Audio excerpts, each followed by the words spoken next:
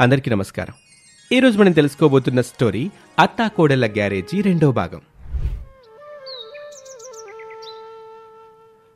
కోడలు బుజ్జమ్మ ఉదయాన్నే లేచి ఇంటి పనులన్నీ చేసుకుంటుంది. అత్తగారు భానుమతి ఎప్పట్లాగానే ఉదయాన్నే గుడికి వెళ్ళి అక్కడి నుంచి వస్తూ ఊళ్ళో వాళ్ళని వీళ్ళని పలకరించుకుంటూ 7 గంటలకల్లా ఇంటికి చేరుకుంది. ఇంటికి రాగానే కోడలు తన అత్తగారితో, అత్తయ్య, ఇందాక మీ స్కూల్ గ్రూప్ నుండి ఫోన్ వచ్చింది అత్తయ్య. మీ ఫ్రెండ్ ఎవరో స్వరూప అంట, ఆమెకు హెల్త్ ఏదో సీరియస్ అయిందని చెప్పారు. స్వరూపకా ఏమైందంట అని టెన్షన్తో వెంటనే తన ఫోన్ తీసుకొని తమ మిగిలిన ఫ్రెండ్స్కి ఫోన్ చేసి అసలు విషయం ఏంటో కనుక్కుంటుంది. ఆ తరువాత 1 గంటకి కోడల దగ్గరికొచ్చి, కోడ్లా, నేను నా ఫ్రెండ్ స్వరూపని చూడ్డానికి వాళ్ళ ఊరు వెళ్తున్నాను. కాస్త 2 చీరలు, 1 టవలు బ్యాగ్లో సర్దు అంటూ చాలా టెన్షన్ పడుతూ చెప్పేసరికి కోడలు తన అత్తగారి ఆందోళన చూసి, ఏంటత్తయ్య అంత టెన్షన్గా ఉన్నారు? అంత బాగానే ఉంది కదా. లేదే, ఈ స్వరూప నాకు చిన్నప్పటి నుండి చాలా క్లోజ్ ఫ్రెండ్. అది మామూలుగా చాలా ధైర్యవంతురాలే. అలాంటిది ఇలా గుండె జబ్బు మనిషి అయిందంటే నాకు అర్థం కావడం లేదు. అక్కడికి 8 నెలల క్రితం మా ఇంకొక ఫ్రెండ్ కొడుకు పెళ్లిలో కలిసినప్పుడు తన కోడలతో ఏదో సమస్య ఉందని చెప్పింది. కానీ అది పెళ్లి మండపం కదా, అందుకే పూర్తిగా మాట్లాడుకోలేకపోయాం. సర్లేండి అత్తయ్య, మీతో పాటుగా నేను కూడా వస్తాను. మనం వెళ్ళి మీ ఫ్రెండ్ని చూసొద్దాం. ఏంటి అత్తా కోడలిద్దరూ ఎక్కడికో వెళ్ళడానికి ప్లాన్ చేస్తున్నారు? షార్ట్ ట్రిప్పా, లాంగ్ ట్రిప్పా? షార్ట్ ట్రిప్పేనండి, 2 రోజుల్లో వచ్చేస్తాం. ఈలోపు వంట అవి మీరు చూసుకోండి, ఇంటి పనులవి అబ్బాయి చూసుకుంటాడు అని పనుల పంపకం చేసేసి తన భర్త దగ్గర డబ్బులు తీసుకుని అత్తా కోడలిద్దరూ కలిసి బస్సులో స్వరూప దగ్గరకు బయలుదేరారు. స్వరూప ఇంటికి చేరుకున్నాక ఆమె ఇంట్లో ఆమె కోడలు మాధవి బెడ్ మీద రెస్ట్ తీసుకుంటున్న స్వరూప దగ్గరకు తీసుకుని వెళ్ళింది. ఏంటే స్వరూ, ఇలాగైపోయావు? ఎంత గట్టి మనిషివి, అలాంటిది నీకు గుండె జబ్బేంటే? ఏం చేస్తామే, ఆ దేవుడికి మన మీద కోపం వస్తే మనకి పిల్లనిస్తాడనుకుంటా. వాళ్ళ బాధ్యతలు బరువులు మోయడానికి మనం కష్టాలు పడుతుంటే అవన్నీ చూసి ఆనందిస్తాడనుకుంటా. అక్కడికి మన మీద కోపం తీరకపోతే ఆ పిల్లలకి పెళ్లిళ్ళు చేసే పరిస్థితులు సృష్టించి మన నెత్తి మీదకి కోడళ్ళు అల్లుల రూపంలో మరో దాడి చేస్తాడు. మరంత దాడి జరిగాక గుండె జబ్బు కాక ఇంకేమొస్తుందే అనేసరికి అక్కడే నిలబడి తన అత్తగారి మాటలు విన్న కోడలు మాధవికి కోపం వచ్చింది. అలా అని అక్కడున్న గెస్ట్ల ముందు తన కోపాన్ని బయట పెట్టలేక, అత్తయ్య మీరు మాట్లాడుతూ ఉండండి, నేను వెళ్ళి టీలు పట్టుకొస్తాను అంటూ అక్కడి నుంచి వెళ్ళిపోయింది. అప్పుడు లైట్గా భానుమతికి విషయమేంటో అర్థమైంది. అందుకే కాసేపటికి ఫ్రెష్ అయ్యాక అత్తా కోడళ్ళు భానుమతి బుజ్జమ్మలు పెరట్లో మాట్లాడుకుంటూ ఉంటారు. కోళ్ళ, చూసావు కదా, మా స్వరూప తన కోడలి వల్ల చాలా ఇబ్బంది పడుతుందని తేలిపోయింది. కనుక నేను దాని పక్కనే ఉండి దాన్ని ఓదారుస్తాను. నువ్వు ఆ మాధవితో మచ్చికయ్యి తన వర్షనేంటో అడుగు అని చెప్పటంతో కోడలు బుజ్జమ్మ వంటగదిలో ఉన్న మాధవి దగ్గరకు వెళ్ళింది. అక్కడ మెల్లగా ఆమెతో పరిచయం పెంచుకొని ఆమెను మాటల్లో దింపింది. అలా తెలివైన బుజ్జమ్మ స్వరూప కోడలు మాధవి దగ్గర నుంచి మెల్లిమెల్లిగా విషయం రాబడుతూ ఉండగా మాధవి అన్నగారు శేఖర్ స్వరూప అనారోగ్యం విషయం తెలిసి అప్పుడే చెల్లెలి అత్తగారిని చూసిపోవడానికి వచ్చాడు. రా అన్నయ్య, రారా. ఇప్పుడెలా ఉందే మీ అత్తగారికి? ఎలా ఉందా, ఇంటికొచ్చిన ప్రతి వాళ్ళకి నా కోడలి వల్ల నేను ఇలా అయిపోయానని చెప్పకనే చెప్పేంత గొప్పగా ఉందిలే. సర్లే నోరుముయ్, నేను వెళ్ళి అత్తయ్య గారిని పలకరించి వస్తాను అంటూ స్వరూప దగ్గరికి వెళ్లేసరికి అక్కడ భానుమతి స్వరూప మాట్లాడుకుంటున్నారు. అప్పుడు స్వరూపని పలకరిస్తూ, అత్తగారు ఇప్పుడు ఆరోగ్యం ఎలా ఉంది? కాస్తైనా కోలుకున్నారా? అవునాయనా, కాస్త నయం అయ్యింది. పాపం మీ చెల్లెల్ని చాలా డిసప్పాయింట్ చేశానులే. అయ్యో, అవే మాటలత్తయ్య గారు, మీరు బావుంటేనే కదా అది బావుంటుంది అంటూ తన కోడలి తోడబుట్టిన వాణ్ణి కూడా ఇండైరెక్ట్గా మాటలనేయసాగింది స్వరూప. అదంతా గమనిస్తున్న భానుమతికి తన స్నేహితురాలి మనస్సు ఆమె కోడలి పుట్టింటి వాళ్ల వల్ల చాలా బలంగా గాయపడిందని అర్థమైంది. అందుకే చాలా తెలివిగా తన ఫ్రెండ్ దగ్గర విషయం కూపీలాగటం మొదలుపెట్టింది భానుమతి. అలా అత్తాకోడళ్ళు భానుమతి బుజ్జమ్మలు తమ తమ టార్గెట్స్ని రీచ్ అయ్యారు.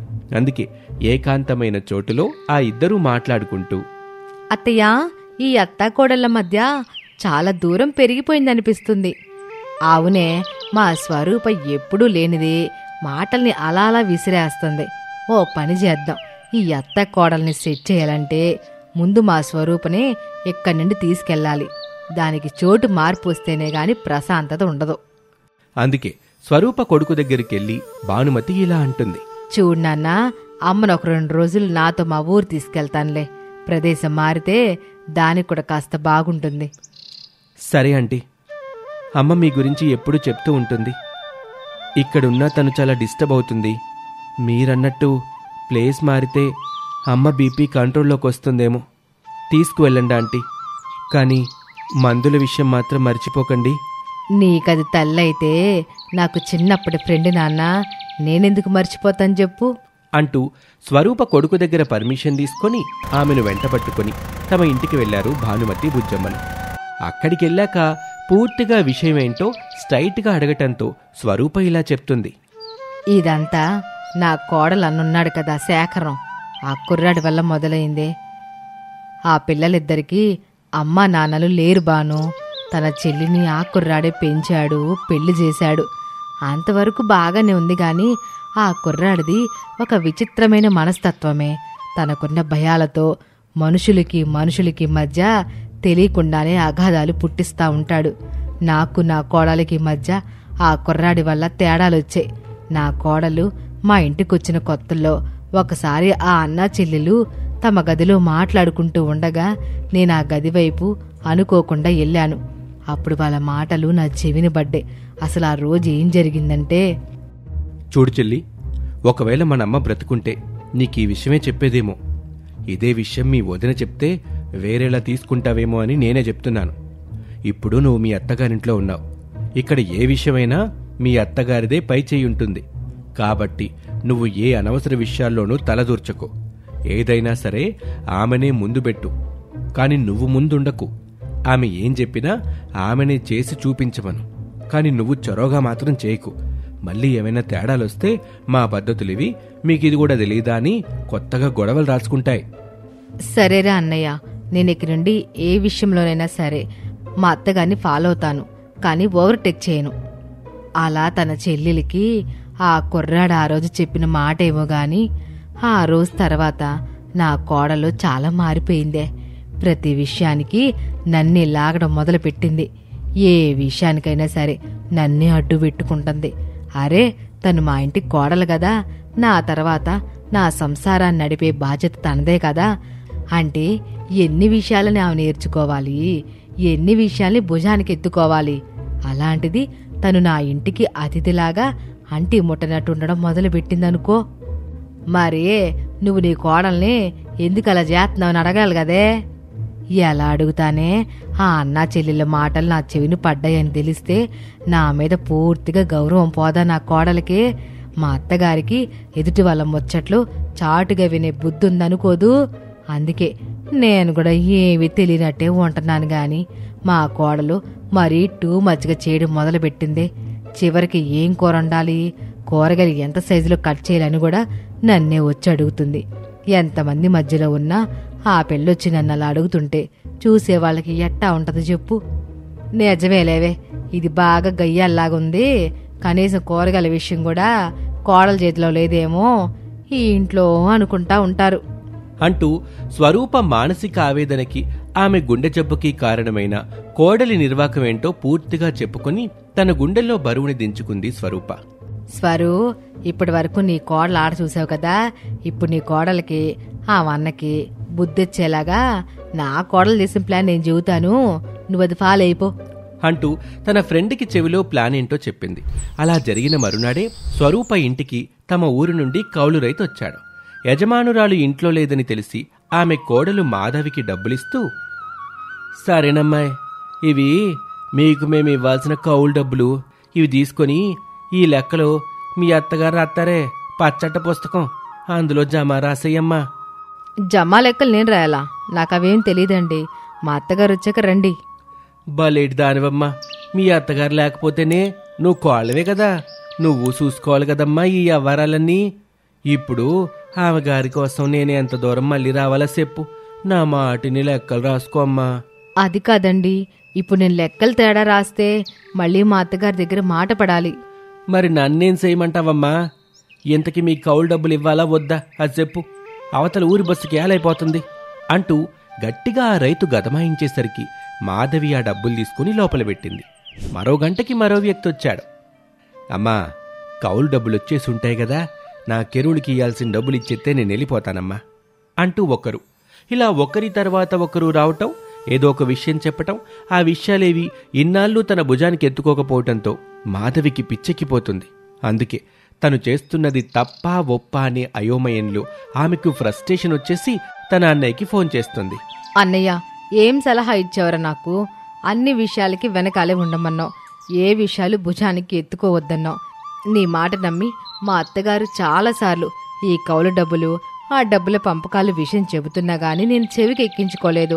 ఇప్పుడు ఒకరి తర్వాత ఒకరు వచ్చి ఒకరు డబ్బులు చెల్తున్నారు, ఇంకొకరేమో డబ్బులు తీసుకుని వెళ్తున్నారు. ఇక్కడ వాళ్ళ మాట నమ్మి చేయడం తప్ప ఏం జరుగుతుందో నాకు అర్థం కావడం లేదు. అసలు ఇదంతా నీ వల్లేరా? నీ పనికి మళ్ళా సలహా వినడంతోనే నా ఇంట్లో నేను గెస్ట్ లాగా అయిపోయిననిపిస్తుంది అంటూ తన అన్న మీద అరిచేసి ఫోన్ పెట్టేస్తుంది. అప్పటికే అక్కడ జరగబోయేది ఊహించి ఊరి నుండి బయలుదేరి వచ్చేసిన స్వరూప, భానుమతి మాధవితో, ఏ అమ్మ కోళ్ళ, మీ అన్నతో ఈ మాట అంటానికి నీకు నెల టైం పట్టిందా? మీరెప్పుడొచ్చారత్తయ్య? ఇప్పుడు మీకెలా ఉంది? మీ అత్తగారికేమమ్మా, ఆమెకి ఎప్పుడో బాగుండేది నువ్వు ఇలా చేసుంటే. అయినా ఏ ఆడపిల్లకైనా అత్తింటి విషయాల్లో పుట్టింటి జోక్యం కొంతవరకే ఉండాలమ్మా. దాని పరిధిని నువ్వు తెలుసుకోలేదు, మీ అన్నయ్య తెలుసుకోలేదు. అర్థమవుతుంది, మీ అన్న నీ కాపురంలో కలతలు రాకూడదని నీకలా అంటీ ముట్టనట్టుండమని చెప్పాడు. అంతేగాని మొత్తం బాధ్యతలన్నీ మీ అత్త మీద వదిలేయమని కాదు. మీ అత్త తర్వాత ఇంటి బాధ్యతలు మొయ్యాల్సిన దానివి నువ్వే. అలాంటిది ఆ బాధ్యతలు తప్పించుకుంటే ఎట్టా చెప్పు? మీ అత్తకి సడన్గా ఏమనైతే ఆ విషయాలు ఎవరికి తెలియాలి? అయ్యో, అంత మాట ఎందుకండి? మా భానుమతి చెప్పేది నిజమేనే కోడలా. ఇప్పుడు నేను లేకపోతే ఒక్క రోజులోనే నీకెంత పిచ్చెక్కిపోతే నాకేమైనా అయ్యి ఉంటే అప్పుడు ఏం చేసేదానివి? అందుకనే బాధ్యతలు ఒక తరం తర్వాత ఒక తరానికి ఫిరాయింపు అవుతూనే ఉంటాయి. వాటిని మోయడం కష్టం అనుకోకూడదు అంటూ ఇన్నాళ్ళు తన కోడలికి ఏ మాటైతే చెప్పాలి అనుకుందో అదే మాటని చెప్పేసింది. మొత్తానికి తన సంసారంలో వచ్చిన చికాకుల్ని క్లియర్ చేసుకునే చిట్కా చెప్పినందుకు భానుమతితో స్వరూప ఆనందంగా ఇలా అంటుంది. చాలా థ్యాంక్సే భానుమతి. మా అత్త కొడల మధ్య వచ్చిన చీకటిని తీసేసావు. చాలా మంచి ఐడియా ఇచ్చావు. ఈ ఐడియా నాది కాదే, మొన్న మీ ఇంటికి వచ్చినప్పుడే నా కోడలు ఇక్కడ విషయాలు నీ కోడల ద్వారా రాబట్టేసింది. అందుకే అదే ఈ ప్లాన్ని అప్పుడే రెడీ చేసింది. ఇదంతా నా కోడలు తెలివే అని అంటుంది. ఈ విధంగా అత్తాకోడల గ్యారేజ్లో మరో కుటుంబం కలతలకి రిపేర్ జరిగింది. ఇది వాల్టి కథ. మరొక ఆసక్తికర కథలో మళ్ళీ కలుద్దాం. నమస్తే.